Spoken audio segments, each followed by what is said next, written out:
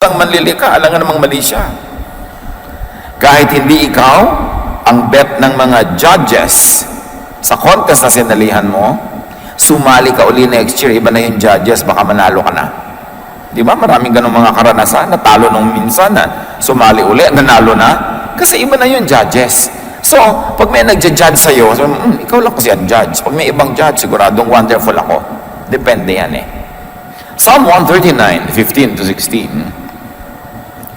Nothing about me is hidden from you. Ang kausap dito, Diyos.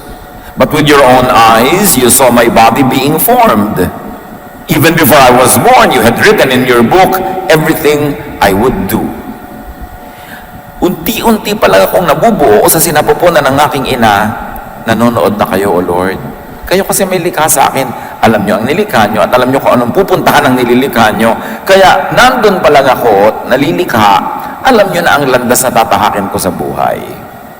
Itinakda nyo na ako magiging ano ako. Kaya nililikha nyo ako na maging magaling sa math. Siguro gusto nyo ako maging engineer. Itinatakda nyo na ginagawa nyo ako magaling sa musika. Siguro gusto nyo akong kumanta sa church. O kumanta kung saan-saan. Kasi ganun nyo ako nilikha. Therefore, ganun ang kalooban nyo para sa akin. Kaya alam nyo na kung anong pupuntahan ko. Kasi hindi ko naman pwedeng hindi puntahan yung nakatakda. Kung saan nakahapay ang kahoy, doon bubual, sabi na matatanda.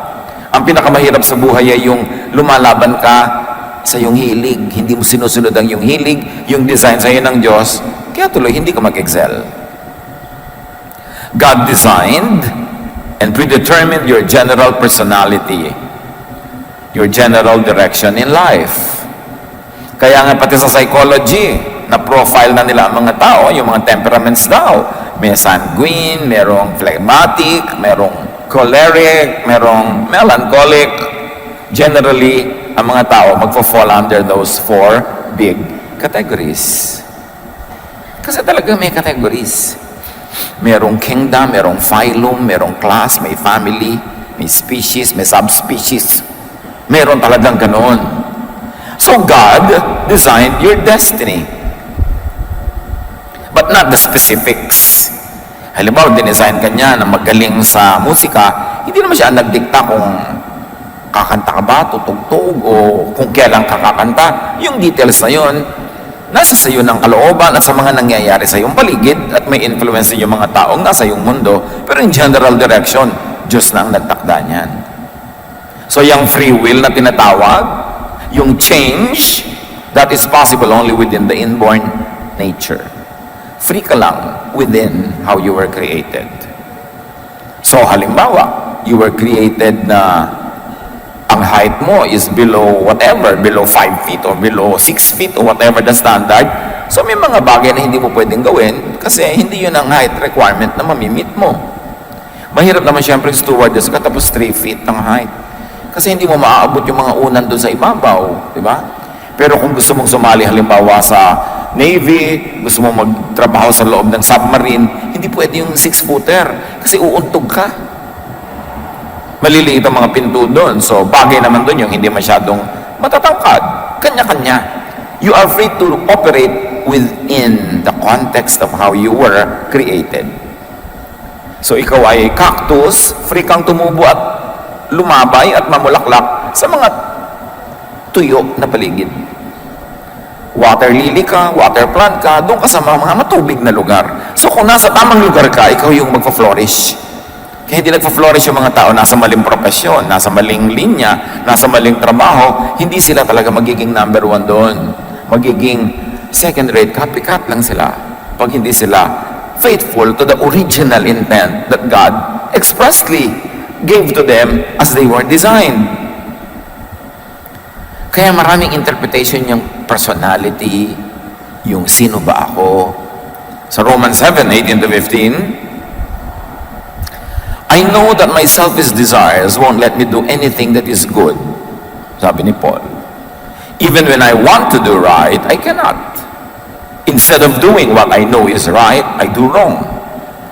The sin that lives in me is what does them. This is a very interesting study, Either Paul really believed in what he was saying, or he was leading his readers into an inevitable conclusion. as they follow the train of thought. But here, this is the sentiment of legalistic, Mosaic religiosity. Pag conservative, legalistic, makamoses ka sa iyong paniniwala, ganun ang pagtingin mo sa iyong sarili. Alipin ka ng kasalanan, bilanggo ka ng kasalanan, hindi mo kayang gumawa ng mabuti, lagi kang mali, lagi kang guilty. And Paul calls his inborn nature sin. Sinful nature, selfish desire, wrong, evil, at ang bunga nito sa kanya o sa mga tinuturuan niya, guilt. Because Paul demonizes his unchangeable inborn nature. Sinasabi niya, wala akong magawang mabuti. Lahat ng ginagawa ko mali. Kahit sikapin kong gumawa ng tama, hindi pwede. Gusto kong bumait, pero di ko magawa. So, napakasama ko. Alipin ako ng kasalanan. So, ano nagiging bunga nun? He demonizes his unchangeable inborn nature. Siya na rin naman may sabi, hindi pwedeng palitan to. Kahit anong gawin ko, hindi mapalitan. Like many religious people demonize what is natural. Napakauso sa maraming mga conservative religious sentiments to demonize desire. Samantala yung desire is inborn, innate in the physical body. Your desire for food sees to it that you get to eat. Your desire even for sexual activity sees to it that there is procreation among the human race. Kasi mahirap yata yung sexual activity na kung hindi yan desirable, nobody will do it kasi nakakapagod. So, minamasama lahat yan ng mga makamoses, ng mga conservative religiosities. At yan ang ine-essay ni Paul sa kanyang mga katuruan. Kung talagang naniniwala siya doon, o device lang niya yun para pumunta sa gusto niyang tumbukin na usapan, that is known only to him. Romans 7:21-23 sa pagpapatuloy ni Paul, the law has shown me that something in me keeps me from doing what I know is right. But in every part of me, I discover something fighting against my mind. And it makes me a prisoner of sin that controls everything I do. So sinasabi niya, mayroong isang batas na umiiral sa aking kalooban, sa kaibuturan ng aking puso, na nagsasabi sa akin kung anong tama. Pero bawat bahagi ng aking katawan, kinakalaban yung tama na iniisip ko, kasi ang gusto ng katawan kong gawin, yung mali. So anong bunga niyan? Nagiging bilanggo ako ng kasalanan. Paul was talking about the contradiction between what he knew was right and what his body naturally does. Sabi niya, malinaw sa aking isip, na actually lang ibig sabihin ni Paul ito, malinaw sa aking paniniwala, malinaw sa aking kinagisnang katuruan, malinaw sa nakasaksak sa utak ko na standard of what is right and wrong, malinaw doon kung anong tama. Pero pag tinignan ko ang bawat bahagi ng aking katawan at ginagawa ko araw-araw, yung mali ang ginagawa ko. So may gera, yung iniisip ko at pinaniniwalaan kung tama at dapat sa katotohanan ng buhay ko na totoong nangyayari. Paul's natural self and mind and belief about what is right fight each other. So there was constantly a warfare because there is a warfare mindset. Alam niyo yung mga nalahian, nabahira, naturuan ng conservative religiosity influenced by the hatred of the Greeks to anything material or that belongs to the body because they only want the spiritual world. Anything like that, laging naka-warfare mindset. Kalaban ng aking espiritu ang aking tiyan na matakaw.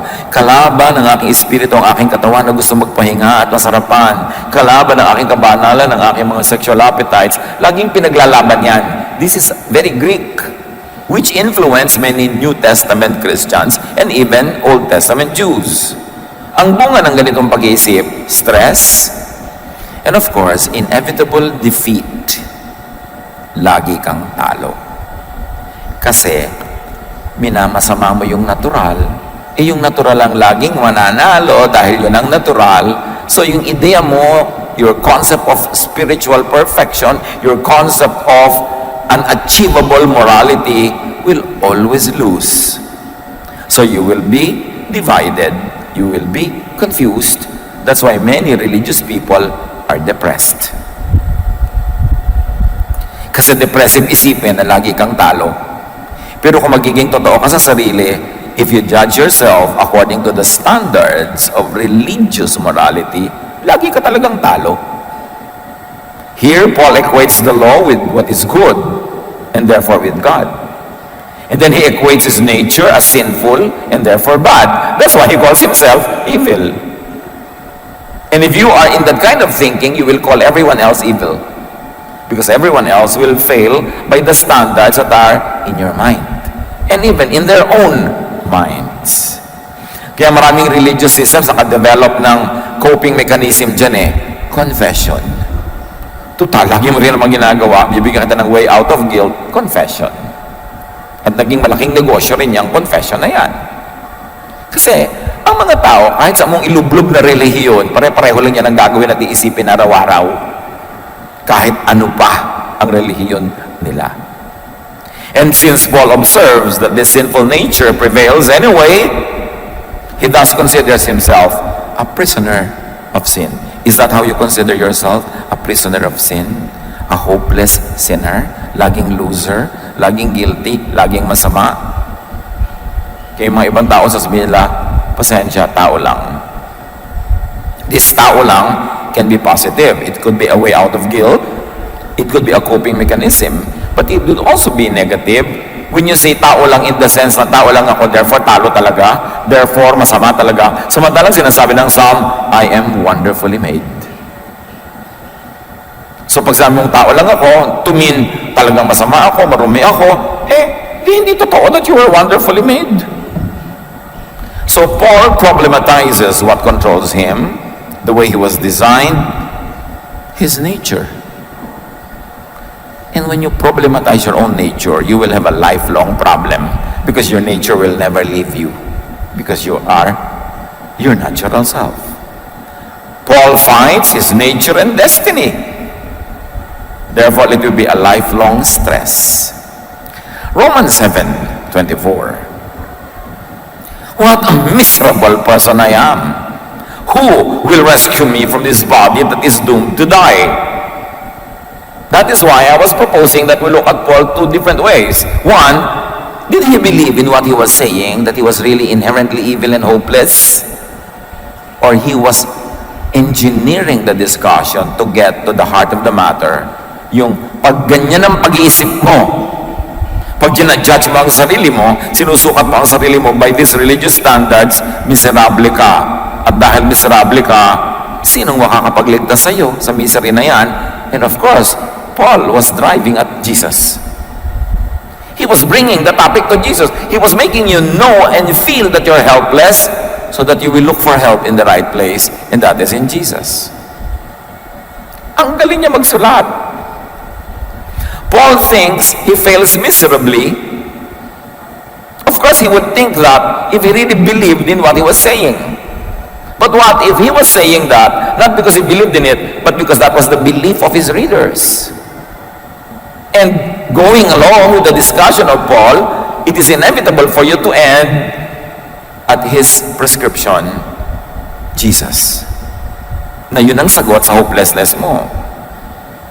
Paul realizes his salvation, Jesus, which really is Jesusness. See Jesus, the person. Jesusness is the ideal, the whole teaching, the whole essence of spirit that was revealed in Jesus. And it is possible that Jesusness could be revealed, could be expressed, could be understood and enjoyed even in the context outside of Israel, outside of Christianity, because Jesusness is the idea and it can live in anybody. So may Jesusness din sa mga non-born again Christians.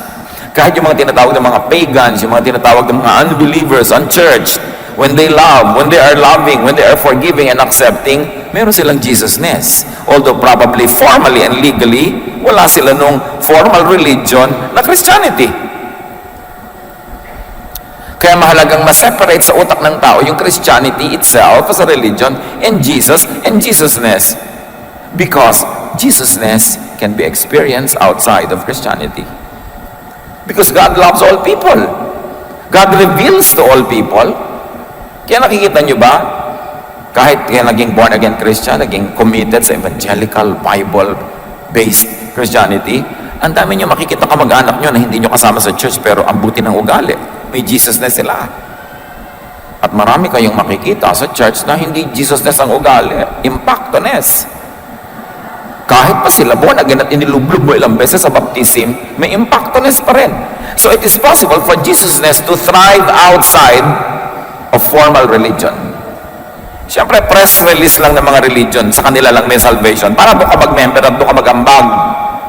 Pero pwede bang ikulong ang Jesusness sa wall ng church, ng anumang relihiyon? That's why it's important to understand the spirit of Jesusness. Jesus is the person. Jesusness is the idea, the Spirit of God revealed in the person of Jesus. And that same idea could be revealed elsewhere, in other times, in other places. Other people can also experience the love of God kahit hindi sila narating ng mga Christian missionaries.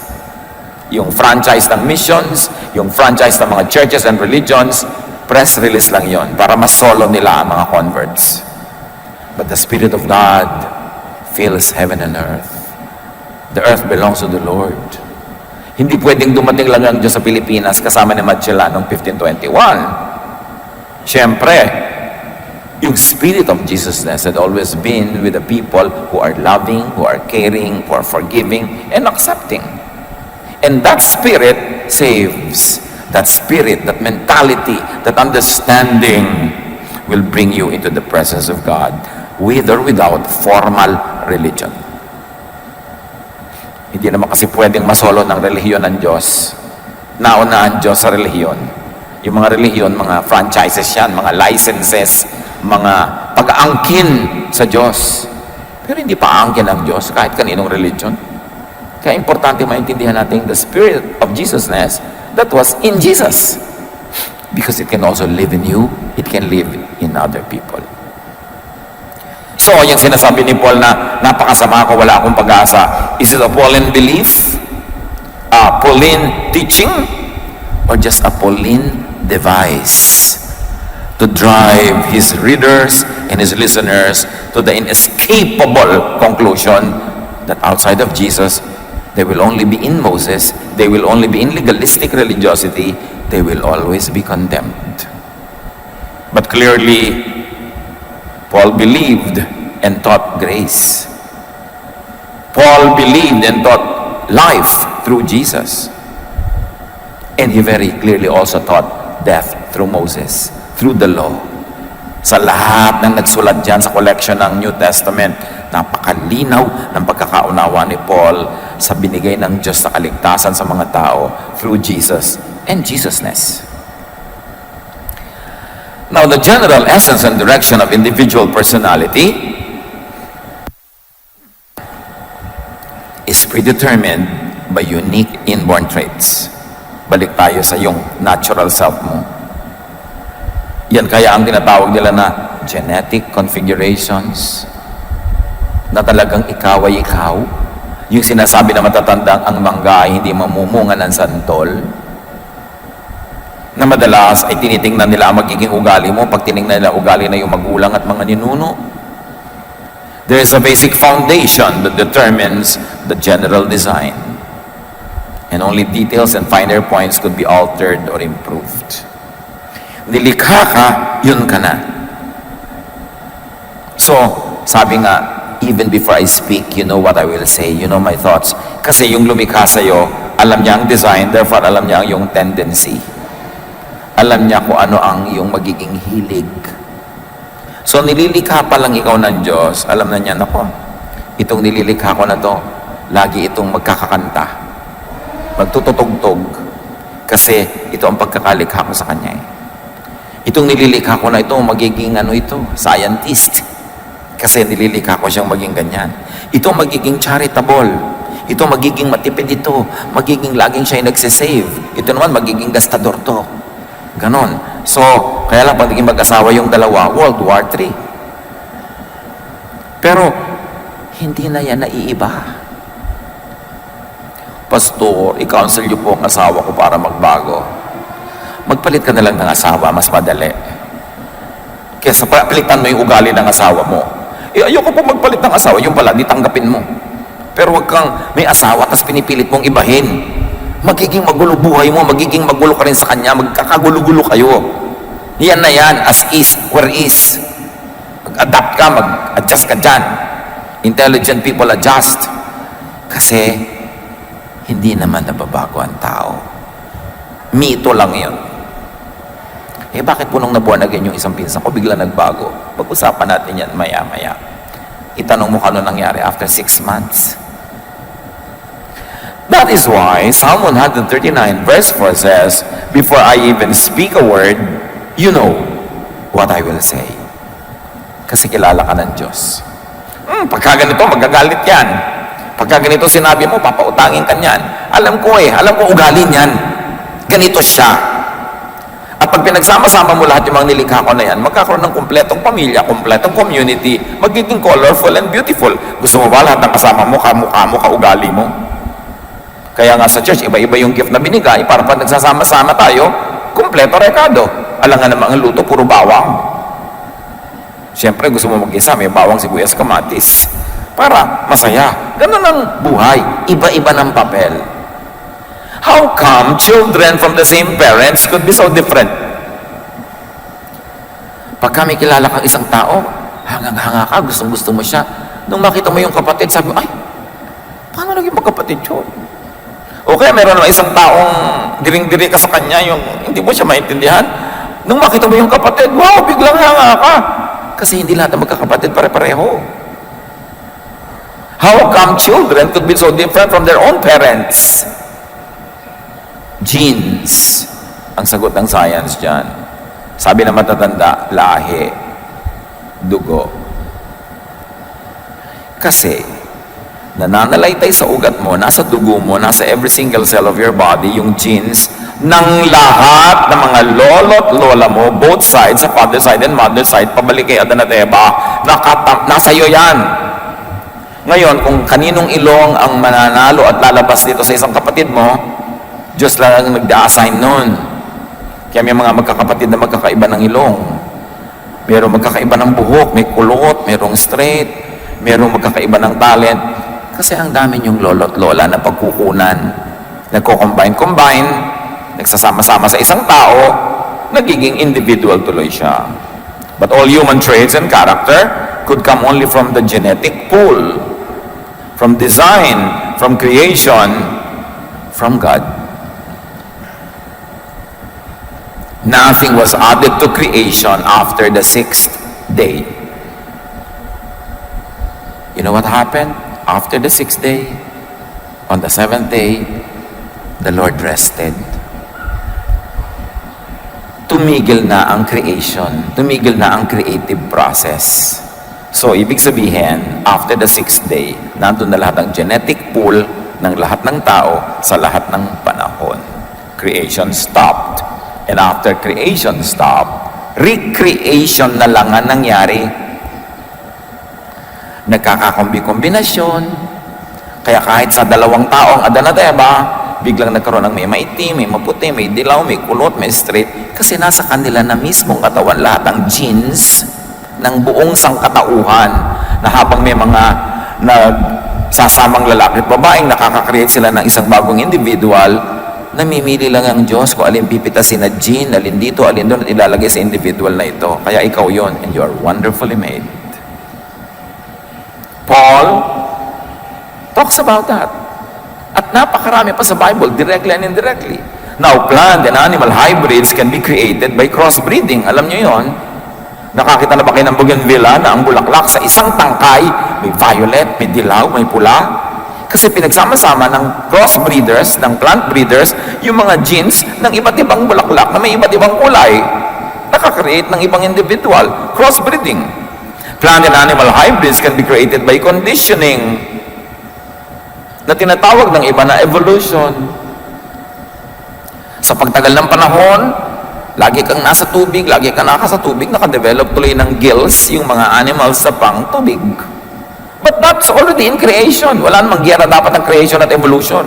Kasi after creation, puro na recreation, recombination, reconfiguration.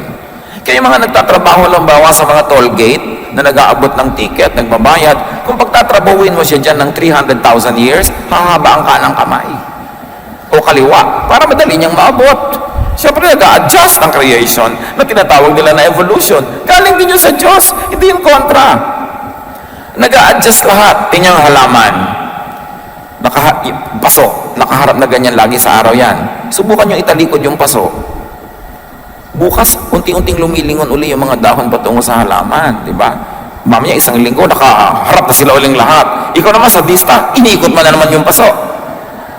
So yung halaman, pagod na pagod ka, adjust, pero babalik at babalik yan kung saan siya nakakakuha ng araw. Iyon, all in one day, all in one week, nakaka-adjust. Padaanin mo pa ang libong taon. People adjust. All new traits are actually old, except that they were not visible at once. Yun ang tinatawag nila kumisan na recessive genes. Nananalo yung dominant genes, pero kapapalit-palit ng mga kombinasyones, lalabas din sila. Lahat ng evolution, mutations, reconfigurations could have only come from the same genetic pool because God created everything. Except that not each and every one of those creations were visible all at once at the same time.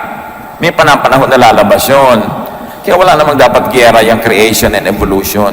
Lawakan mo lang iyong pananaw. The earth is the Lord's and everything in it. At dapat i-consider mo that sometimes Bible language is poetic. Literary creation yan. Hindi ka naman dapat laging literal para ma-accommodate mo yung mga sinasabi ng reason, even ng science. So everything and everyone in all combinations and reconfigurations must have pre-existed invisibly until they were made visible. Nandun na yan, hindi pa lang lagi visible. Tulad na isang bata. Kumisan yung isang bata, straight na straight ang buhok. Pagkasilang, pagkatapos pagka nagna 9, 10 years old na, sumusimula ng kumulot. Sabi mo, ayan, lumalabas na yung buhok ng ama. Meron naman nung isilang kulot-kulot, nung nagiging teenager, tumawid yung buhok. Kasi dati nang nandun yung tuwid na buhok na yun, kaya lang ang nakalabas pa lang sa simula yung kulot. It takes time for reality to manifest itself in the material world. Kuminsan ang lusog-lusog, tapos pag nag-30 years old, ayan, lumalabas na yung sakit ng ama. Ang ama kasi niya, nung 30, nagkaroon na ganun sakit. Pero hindi laging lumalabas agad. Yung mga ganyang katotohanan pre-existed invisibly until they were incarnated. Like the Word, Jesus pre-existed in the spiritual realm before the incarnation. Pero hindi pa lumalabas siya in the body, ibig sabihin wala siya. Nandun siya sa ibang dimension, pero pag niloob ng Diyos na ilabas na sa ating physical, earthly dimension, doon pa lang natin nakikita. Ephesians 1:4, even before He made the world, even before He made the world, God loved us and chose us in Christ to be holy and without fault in His eyes. So sabi, bago pa nauna ang mundo, nasa isip na ng Diyos ikaw, kinrelate ka na niya, kaya lang hindi ka pa sumusuplot sa mundo. Parang si Jesus was a Word, in the beginning was the Word, but then later on became flesh. Ikaw din nag-pre-exist ka na sa isip ng Diyos. At doon pa lang, banal ka na. Malinis ka na, mahal ka na niya. Kaya lang later on, nung pinanganak ka, na-develop ang mga civilization, ginawa kang demonyo ng mga relihiyon, pinasama ka ng mga man-made doctrines para kailanganin mo ang relihiyon, para kalinisin at maibalik ka sa Diyos. Yun naman tinuturuan na relihiyon, di ba? Masama ka, mali ka, marumi ka, pero mag-member ka sa amin, ibabaptize ka namin, mag-type ka sa amin, lilinis ka ulit, babalik ka sa Diyos. Tingnan yung press release. But before the foundation of the world, before religions developed, God already knew about you, and God already made you holy in His sight. Until religion condemned people, so that religion could be the sole dispenser of salvation. Palawakin ng pagkakaunawa sa Diyos, huwag siyang ikulong sa religious walls. Marami kasing ganyan. Pinipilit kang ibahin, baguhin ang religion, para lagi kang kulang, para lagi kang ambag ng ambag, guilty ng guilty, confess ng confess, hanggang kamatayan mo na yon. Hindi mo na maaabot yung kagustuhan mong contentment with yourself. Jeremiah 13:23, can you ever change and do what's right? And even if so, what is right? Whose standard is right? Can people change the color of their skin? Or can a leopard remove its spots? Of course. The prophet knew the answer. No. I cannot change and do what is right by your standard. I cannot change the color of my skin. If I'm a leopard, I cannot remove my spots. If so, sabi ni Jeremiah, then maybe you can change and learn to do right. The obvious answer is no. By the law, you can never do right. You will always be wrong. By the law, you can never change. You will always be hopeless and evil and needy of religious service. No one could and should be expected to change their God-given nature just to suit some man-made philosophy or theology, just to suit some man-made concepts of what is good and what is bad.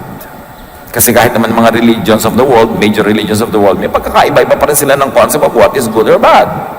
It is bad to kill. Yes, kill your karelihiyon, but it is good to go religious war and you will be rewarded by God. Ano yun? Kitang-kita natin yung pag-manipulate ng tao sa religious thought to benefit a certain society, a certain civilization, or a certain religious group. Kinakawawa ng majority ang minority, pinapakonform.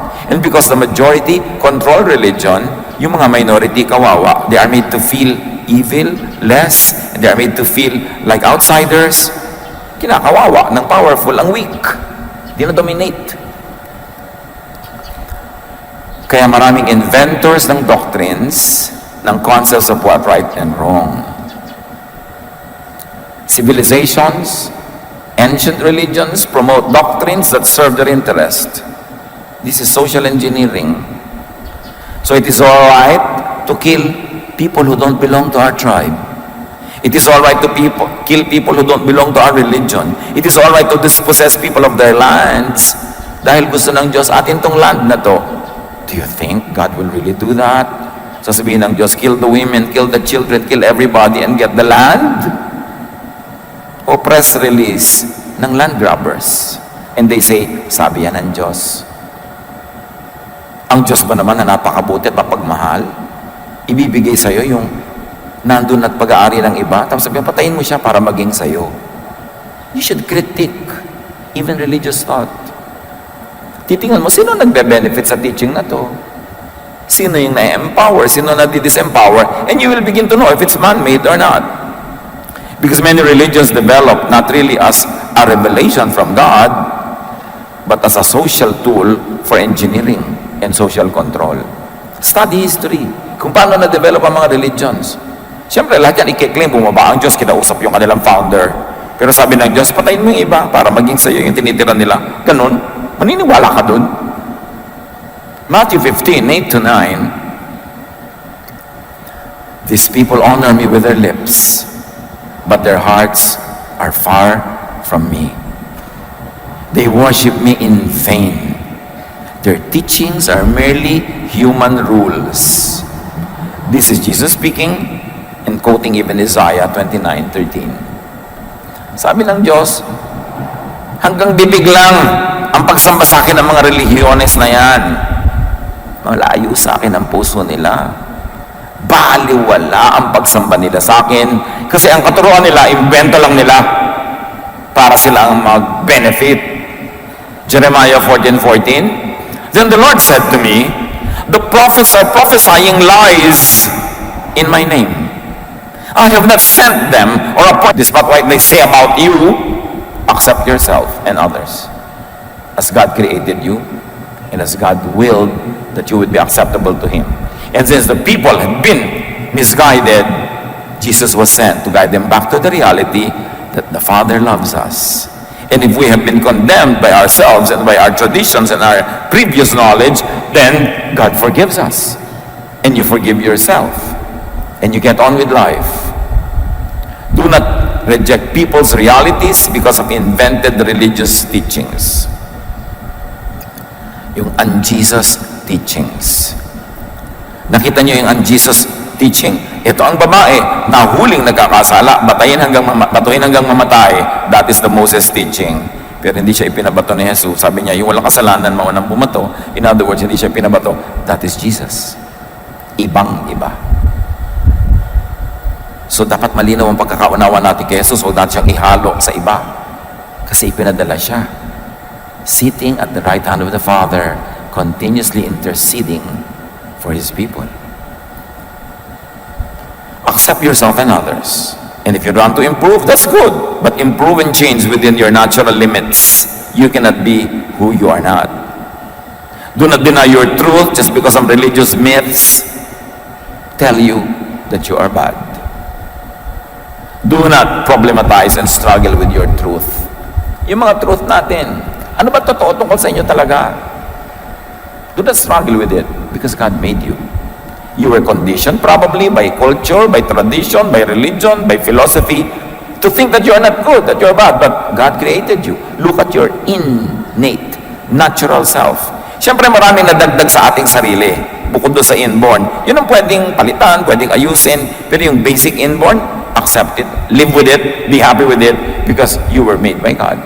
Do not burden yourself and do not burden others with impossible demands for change. Anong sabi ni Jesus tungkol sa Sabbath? Hirap na ang mga tao sa pagsunod sa Sabbath. Naging amo nila ang Sabbath. Sabbath was made for man, not man for the Sabbath. Sabi niya. Ginawa niyo Diyos ang Sabbath, pagbihira naman kayo. Pagod na kayo sa pagsunod, nahihirapan na kayo. Gusto niyo nang gumaling, pero bukas na lang kasi Sabbath ngayon. Gusto niyo kumain, hindi kayo kakain dahil Sabbath ngayon, hindi kayo pwede magsaing o magluto. Gusto niyong mamasyal, hindi kayo makapamasyal dahil Sabbath ngayon. Sabi niya, Sabbath was made for man, not man for the Sabbath. It is for your welfare, not to make your life miserable.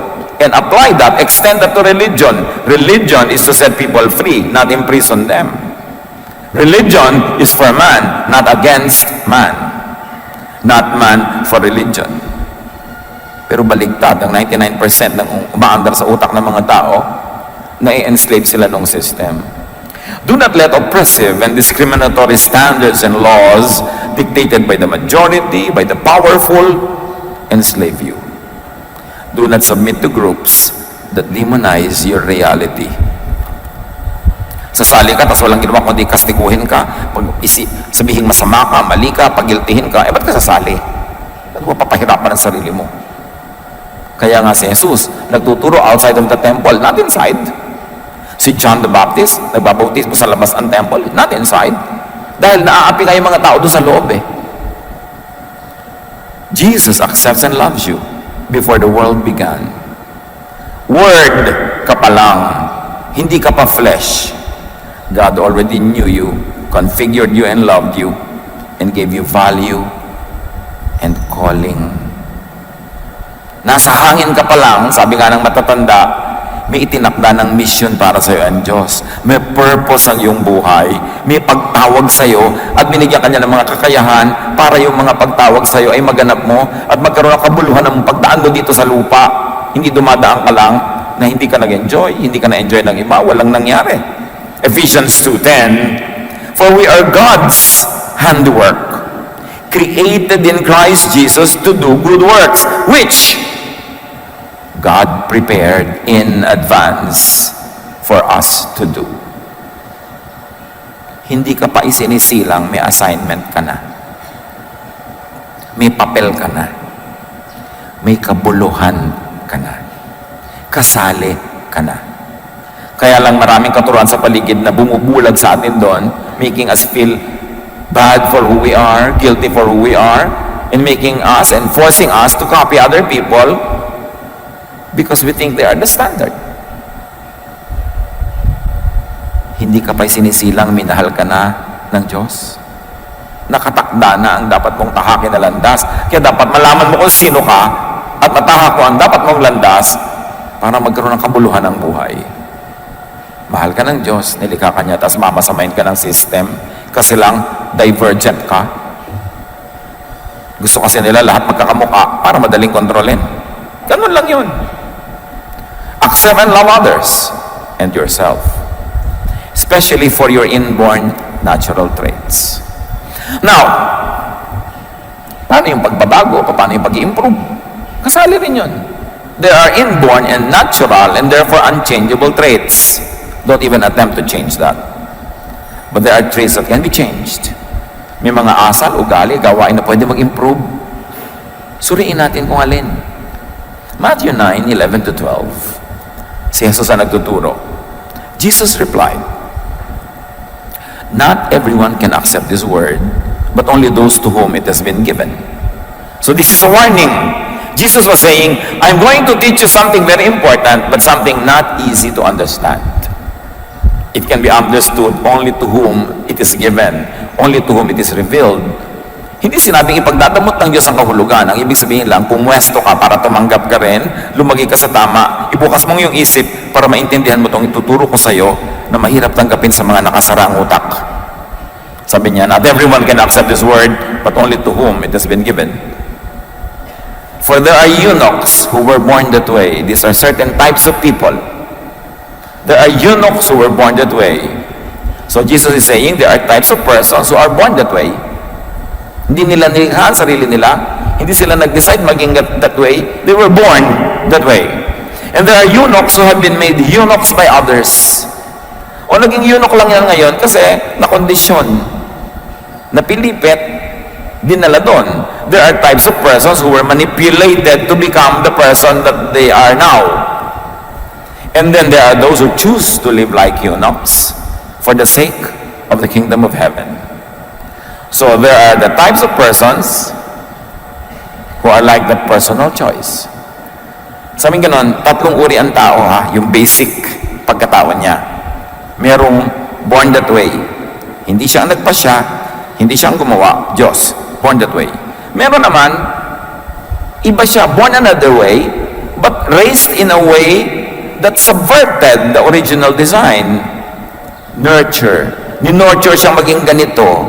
Pinilit siyang maging ganito. Pinilipit siyang maging ganon. So ngayon, pilipit siya. Hindi siya talaga yan. Napilipit lang siya. So pwede mo yung tanggalin ang pagkapilipit, pero mahirap, masakit at matagal, pero pwedeng baguhin yan kasi hindi naman siya born that way eh. And then there are those who are there, who are like that because they choose to be like that. So, ganyan siya kasi pinili niya. Therefore, pwede ngayon din, araw mismo, palitan niya yung sarili niya kasi pwede siyang pumalit. Kasi pinili lang niya eh. So, pwede siyang pumili ng iba naman. And the one who can accept this, sabi niya, so should accept it. So, according to Jesus, people are what they are because of nature, inborn, because of nurture, conditioning, and because of choice. It is their free will that operated. So, despite religious experience, sa kabila ng isang katerbang pagka-born again, pagbabasa ng Bible, pag-attend ako ano mga seminar at mga relihiyon, born this way people cannot and will not change unto the idealized, but to them is an unnatural persona. Kahit anong lublub sa relihiyon ang gawin mo sa isang tao, yung born that way will not be changed. Hindi siya mababago. Napaka-unfair at napaka-lupit. Expected mo siyang magbago, palitan yung inborn nature. Dahil lang na-born again siya. Dahil natural should not mean normal. Normal means only the majority. It's common and usual. Pero may mga tao na yung natural nila is the abnormal, meaning hindi sila katulad ng nakararami, minority sila, uncommon, unusual. Pero yun ang natural nila, born that way. Cruel yung sasabihin mo, hoy, born again ka na, dapat magbago ka na. Meron mga, hoy, born again ka na, naninigarilyo ka pa rin. Yung pala, acquired yun na-addict na siya. So kahit sa kumain ng pages ng Bible, secret pa rin siya naninigarilyo. Kasi, it is an acquired behavior. Hindi yun born that way, kasi hindi naman siya pinanganak na naninigarilyo.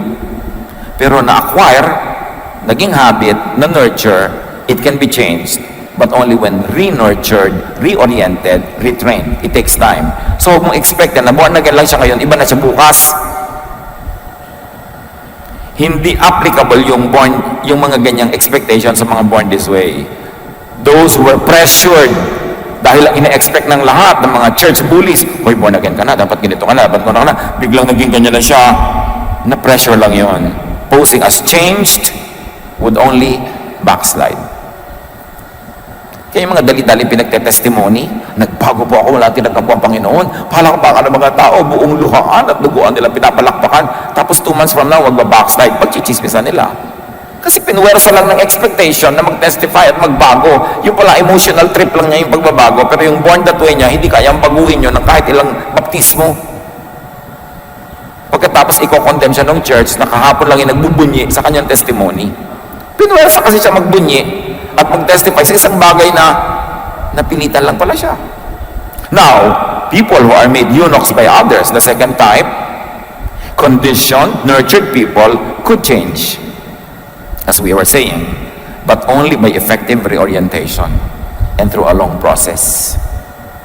So kung meron siyang learned behavior, now considered sinful or wrong, pwede yun ma-unlearn by living in the opposite type of behavior for a long time para ma-deprogram siya. Learned behavior can be unlearned, conditioned could be reconditioned, oriented could be reoriented. Ito yung mga pwedeng, binabago na siya ng Diyos. Work in progress. Pwede yon. So may mga naboborn again, tumatanggap sa Panginoon na hindi nagbabago kasi inborn. Meron namang nagbabago kasi acquired and learned behavior lang. Pwedeng palitan by re-education. This could so easily revert also to acquired persona. Pwede rin siya mag-backslide. Kasi habit, force of habit. So huwag ka masyadong cruel sa na tinatawag na nagpa-backslide.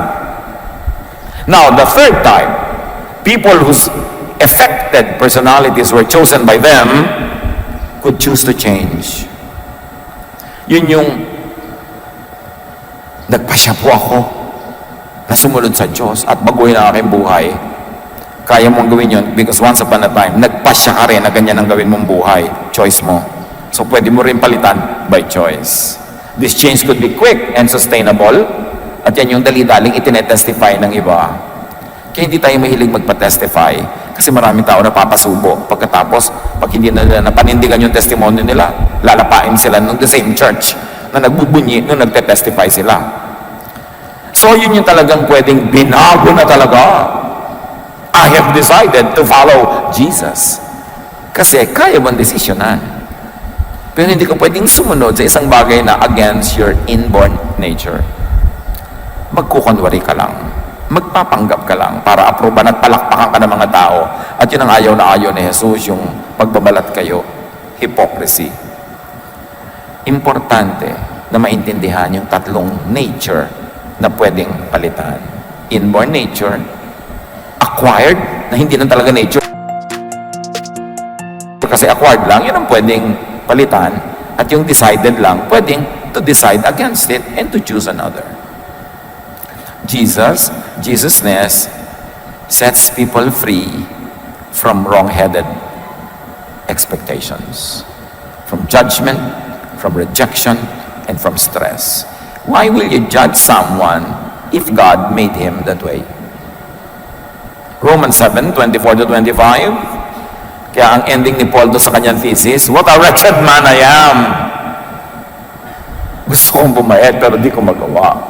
Who will rescue me from this body that is subject to death?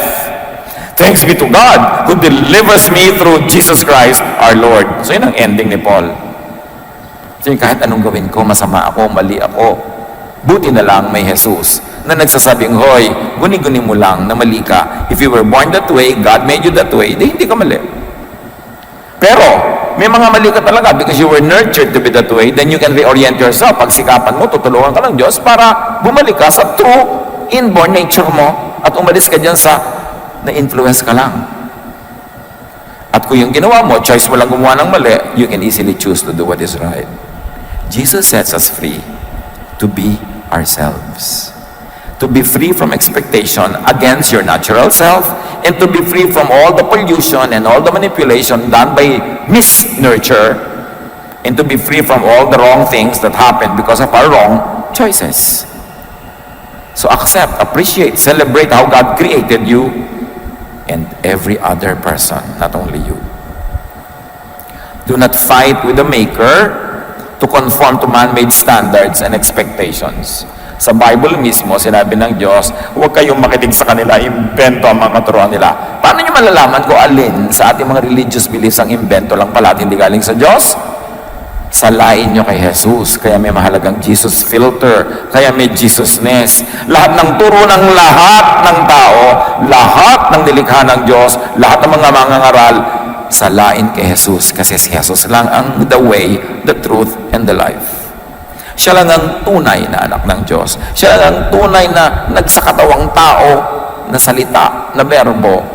At sinabi ng Panginoon, ang Ama sa langit, this is my Son with whom I am pleased. Obey Him. Ano man ang nakatira dyan sa utak niyong religious concept of what is right and wrong, who is right or wrong, salain kay Jesus. Siya lang ang standard. At sa Kanya lang tayo lalaya. Sa Kanya lang tayo magkakaroon ng kapahingahan. At sa Kanya lang tayo magkakaroon ng kapayapaan.